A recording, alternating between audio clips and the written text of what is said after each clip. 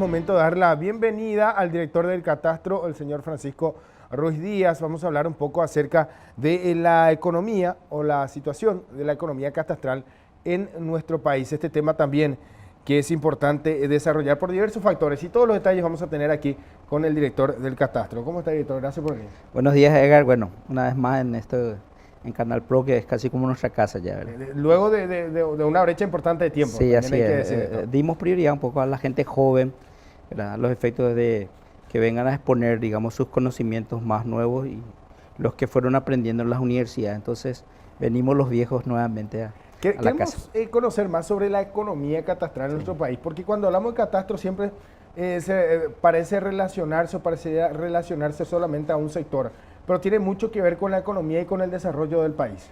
Así es, la economía catastral se centra fundamentalmente en lo que los economistas llaman la economía de la información.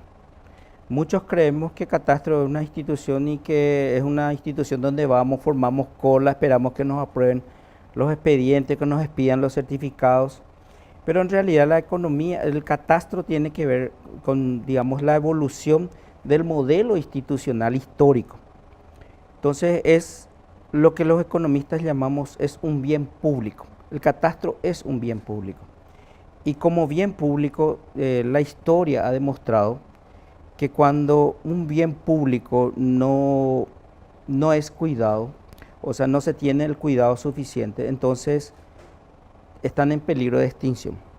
El Catastro, al ser un bien público, debe tener ciertos cuidados porque está vinculado con su naturaleza institucional. ¿Para qué sirve? ¿Para qué está? Ahora, ¿qué es la economía de la información y qué es la economía del Catastro? ¿Y qué rol juega el Catastro en ese contexto de la economía de la información?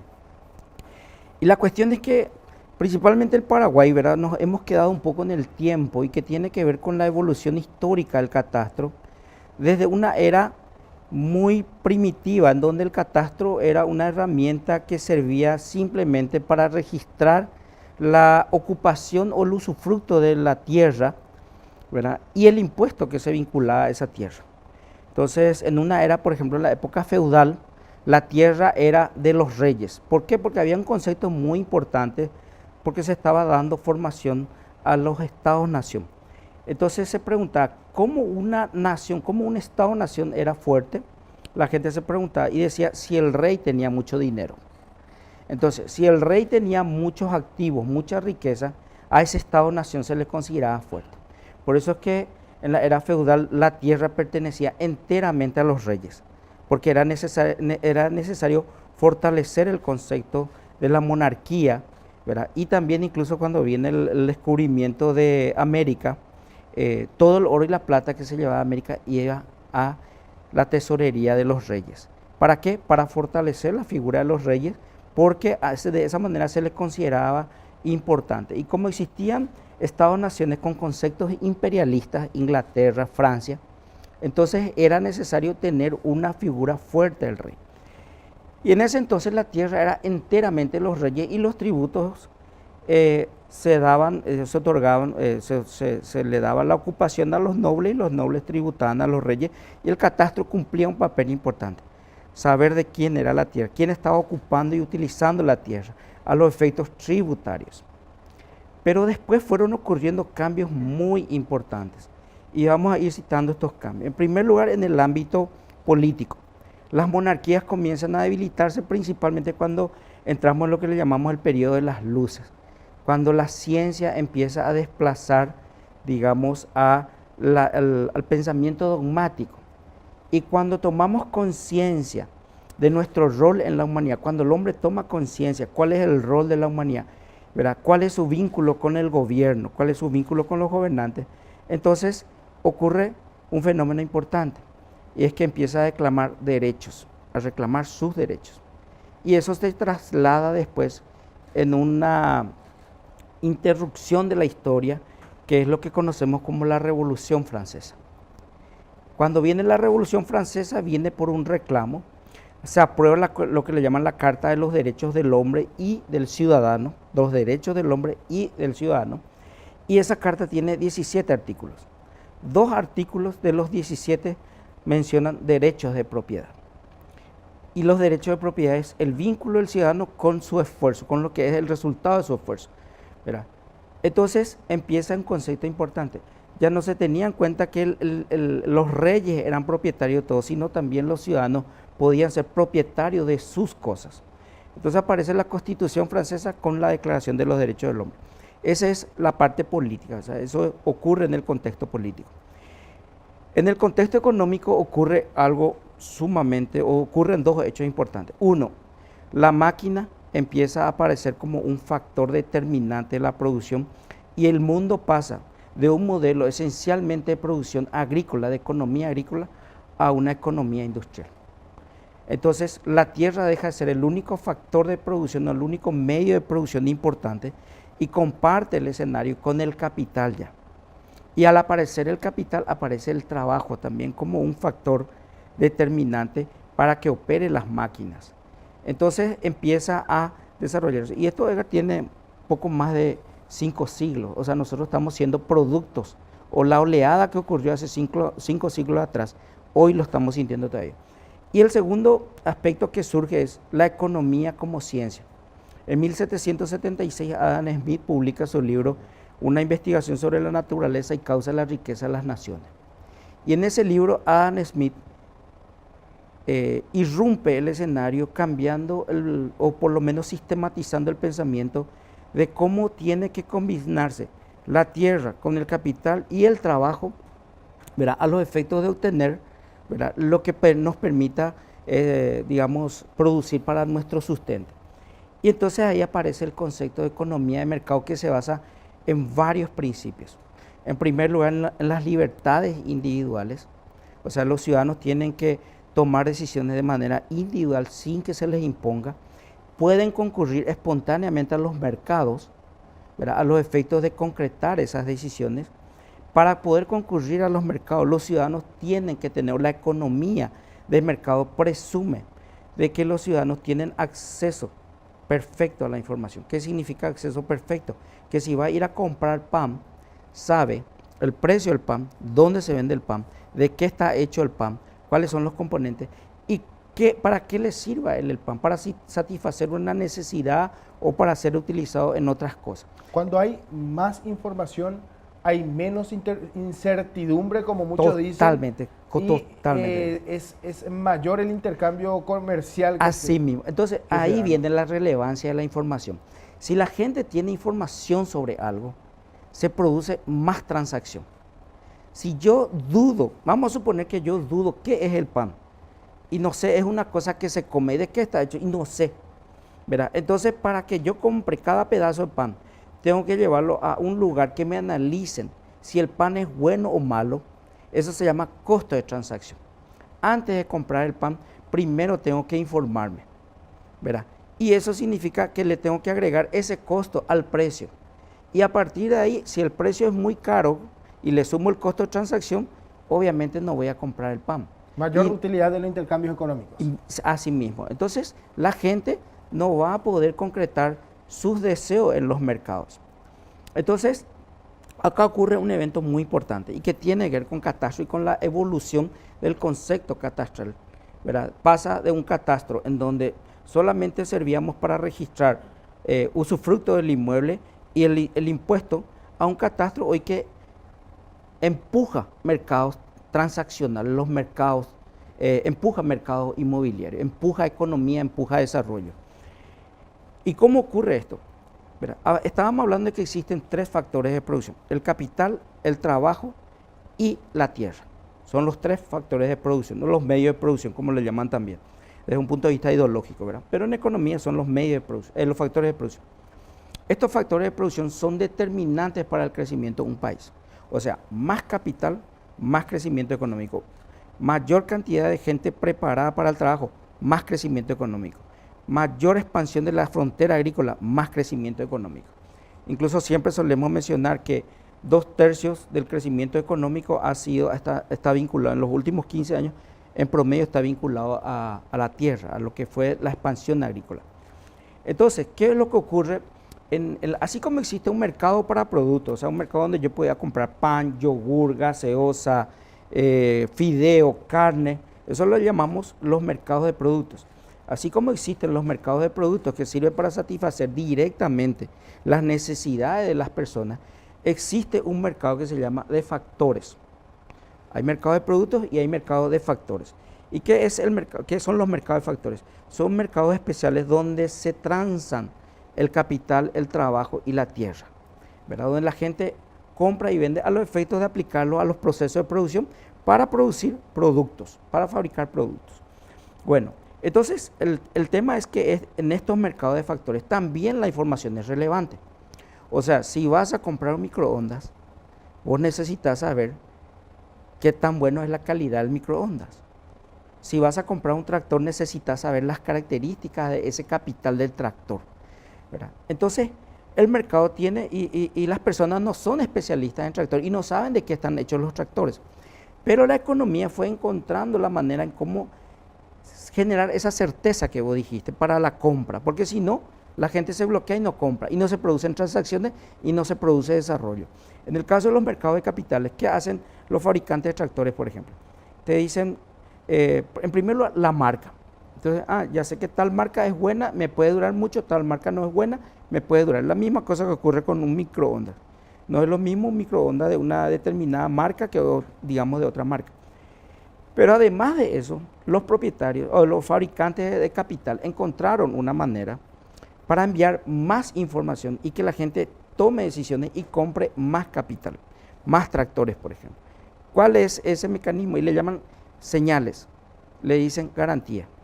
Mi producto es tan bueno que te doy 5 años de garantía, ¿verdad? Y eso hace porque cree en la marca y sabe que la calidad del producto que está vendiendo es buena, y a su vez el comprador entonces se da cuenta de que ese producto es bueno y no se bloquea, toma la decisión, compra el tractor. En el mercado del trabajo, ¿qué es lo que ocurre? En el mercado de trabajo hay mecanismos para recoger información sobre el trabajador. Uno de ellos es la entrevista. Entonces, en la entrevista le ponen a un psicólogo, ¿verdad? Analiza las características de la persona, le mira los ojos, le pregunta, pero el problema es que en los mercados siempre va a haber problemas de información, es lo que le llamamos asimetría. Yo tengo más información de mi producto que el comprador, siempre. Si vas a vender un auto usado, por ejemplo, Edgar, siempre lo vas a presentar como si fuera que es la última, digamos, lo último dentro de la marca, dentro de la línea, pero es usado. Y la persona no sabe qué va a comprar, no sabe qué tan bueno está. Entonces siempre lleva con él un perito, pero ese perito le genera un costo aún más. En el caso del mercado de trabajo, ¿verdad? Ocurre lo siguiente, y vos sabes bien que hay una tendencia hoy día, primero psicólogo, ¿verdad? Una entrevista, la hoja de vida también es muy relevante porque ahí uno ve la formación, los estudios, ¿verdad? Ve, digamos, cuál es el colegio donde fue la persona. Entonces voy teniendo un perfil laboral, veo sus trabajos antiguos, las recomendaciones del anterior jefe también es muy relevante porque está enviando una información. Y el problema es que el jefe puede ser mi amigo y me puede dar las mejores las recomendaciones. Cuando la psicóloga le pregunta eventualmente al candidato, ¿qué tal? ¿Vos sos productivo? Sí, yo soy una persona más responsable. Todos se presentan como responsables, nadie está obligado a hablar mal de sí mismo, entonces todos van a hablar maravilla. Y la persona que va a contratarle a un candidato no sabe si efectivamente eso es así. Entonces, ¿qué hace? Al terminar la entrevista, ¿verdad? Empieza a buscar por las redes sociales información sobre el trabajador. Y si ve que hay una relación entre, digamos, la estabilidad emocional, la capacidad productiva y todo ese tipo de cosas, eso se refleja en las redes sociales. Si un trabajador viene y se presenta y dice, yo siempre fui, digamos, muy proactivo, y uno le ve... Y eso no refleja en las redes. Y eso no refleja, pues le ve farreando, le ve como, digamos, en las playas casi todo el tiempo. Entonces, obviamente, tomo la decisión de no contratar. ¿Cómo se produce este equilibrio entre la compra y la venta de bienes y servicios? Porque finalmente es donde se encuentra esta relación directa en lo que dice hoy día el mercado, como bien decías, de lo que hoy día presenta nuestro país. A nivel genérico, sí, de las propiedades en sí, sí, trasladado esto a catastro. Y ahí viene la tierra. ¿Cómo sí, se encuentra este equilibrio? Ahí viene el caso de la tierra. Y el catastro es el equilibrio entre la información que tiene el dueño de la tierra, ¿verdad? Y, digamos, lo que es realmente la tierra, ¿verdad? O sea, lo que es la realidad. Porque básicamente el catastro la tierra tiene una característica. La tierra no puede llevarse hasta el mercado. En el mercado de tierra, el tercer factor, el tercer medio de producción, tiene esa característica, está fijo, no puede llevarse a un mercado, no puede Entonces, cuando vos compras un pedazo de tierra, vos estás comprando información, ¿verdad? Vos te vas a ver una casa, te gusta, ¿verdad? Y decís, quiero comprar esta casa, ¿verdad? Entonces, te presentan unos papeles que te dicen 12 por 30. Y vos decís, tiene 360 metros cuadrados, ¿verdad? Pero vos tenés el papel, ¿verdad? Pero no sabes si la realidad es así. Entonces, si vos vas a comprar una persona que te analice si la información que está dentro de esos papeles es correcta, tenés que contratar a los efectos de tomar una decisión. Te genera un sobrecosto. Entonces, ahí viene el rol del catastro. El catastro es una fuente de información. Por eso es que cuando se va a producir una transacción en los mercados inmobiliarios y en los mercados financieros con una hipoteca, por un gravamen hipotecario, ¿verdad? La ley establece que los escribanos tienen que obtener primeramente el documento que les dé información sobre este factor de producción, sobre la tierra. Y eso se llama certificado catastral. Y en ese certificado, el catastro, basado en información que las personas fueron contribuyendo a través del tiempo, o información que el catastro fue levantando en el terreno, basado en este conjunto de información, se expide un documento. Este documento, justamente como estamos en una economía de mercado, debe trasladarse a una escritura. ¿Por qué debe trasladarse a una escritura? Porque cuando Edgar va a comprar de Francisco el inmueble, Francisco sabe, en el título figura 2.000 hectáreas, ¿verdad? Y Francisco ya sabe que realmente no hay las 2.000 hectáreas. Pero hay una institución que posiblemente te va a decir que hay 2.000 hectáreas y vos lo vas a comprar porque confías en la institución. Entonces, el escribano traslada esa información a la escritura. Edgar lee la escritura y dice, voy a comprar 2.000 hectáreas. Y eso posteriormente es lo que vos supuestamente compras. ¿El registro catastral está directamente vinculado con el valor o el avalúo de este inmueble? Totalmente, porque no es lo mismo que el título te diga 2.000 hectáreas y vos estés comprando a $15.000 la hectárea, a que en la práctica exista 1.920 hectáreas. ¿Qué pasa con la puja que hay en el mercado? Porque hay una realidad, el avalúo que se da, lo que dice el registro catastral y otro lo que dice el valor del mercado. Así es. ¿Tiene tanto peso esto como para finalmente decidir esto? El avalúo que sigue otorgando catastro es justamente el avalúo que tiene que ver con los orígenes del catastro y que debe ser modificado y que estamos trabajando para ello. ¿Por qué? Porque el avalúo que nosotros damos es un avalúo con fines netamente fiscales. No es un avalúo para que Edgar tenga más información sobre un inmueble. No es un avalúo catastral. El avalúo catastral tiene que basarse, digamos, en un sistema de avalúo que tome como principio el valor de mercado. ¿Qué significa eso? Significa que tiene que ver con un conjunto de información, con un sistema metodológico. La gran mayoría de los países utilizan econometría, ¿verdad? A los efectos justamente de hacer estos avalúos masivos, ¿verdad? O bien utilizan modelos basados ya en métodos mucho más avanzados, ¿verdad? A los efectos de poder hacer. Nosotros tenemos por ley que a partir del 2021 implementar el valor catastral. Y estamos trabajando en ello, por eso justamente creamos un departamento que se llama de fiscalidad inmobiliaria, ¿verdad? Donde estamos haciendo estudios vinculados al tema de avalúo, a los efectos de que el valor catastral refleje o se adecue lo más próximo al mercado, ¿verdad? Y ahí también tiene una cosa, cuando vos vendés un tractor, vos no le pones un precio emocional al tractor. Claro. ¿Verdad? Por ejemplo, un tractor puede ser, digamos, o sea, vos te vas y transás el tractor. En el caso de la tierra, ¿verdad? A veces vos encontrás precios que salen fuera del mercado de trabajo. ¿Por qué? Y porque las personas, hay alguien a quien le gusta tu inmueble, quiere comprar, le gusta porque, no sé, hay muchas plantas en el inmueble, entonces él quiere comprar porque le gusta el tema de las plantas, ¿verdad? Y no quiere esperar 30 años a que crezca el taller. Pero cuando le preguntas a la persona si está o no en condiciones de vender el inmueble, la persona te pone un valor infinito. ¿Por qué? Porque es una herencia de su bisabuelo que le pasó a su abuela y finalmente él está teniendo esa Y propiedad. le da ese valor agregado. Y le da ese valor, finalmente. sí, le da un valor altísimo. Estaría en condiciones, algunos te dicen, no, no está en venta, eso quiere decir que su precio es infinito. Claro. Su precio es tan alto que no hay nadie que esté en condiciones de pagar. Ese inmueble está fuera del mercado. Otros, sin embargo, le ponen un valor 50% menos que el valor de mercado. ¿Por qué? Por la urgencia. Tiene algún familiar enfermo, quiere vender, entonces hay una oportunidad, alguien le va a comprar, pero para salir rápido de ese inmueble, entonces le pone. Y los estudios tienen que incorporar estos extremos y ver cómo eliminar estos extremos y centrarse. ¿Se puede hacer eso que sí, sea se legal? puede, de manera como Que sea legal. sí, siempre y cuando el sistema, la metodología incorpore esos elementos. De sacar los valores extremos, porque al final, ¿qué es el valor catastral? Y el valor catastral es un valor de equilibrio. Es un valor que tiene que reflejar el valor de mercado. Vamos a hacer una nueva pausa breve y bueno, más adelante también vamos a continuar. No sé si cerramos la entrevista. Bueno, cerramos la entrevista, director. Muchísimas gracias. No. Es un tema bastante interesante, pero bueno, está hecha la invitación como ya es costumbre también aquí ya tener este espacio los días viernes donde aprovechamos justamente para poder socializar estos temas que nos parecen súper interesantes. Gracias. Muchísimas gracias, director, por acompañarnos. Abierto a continuar la discusión. Totalmente.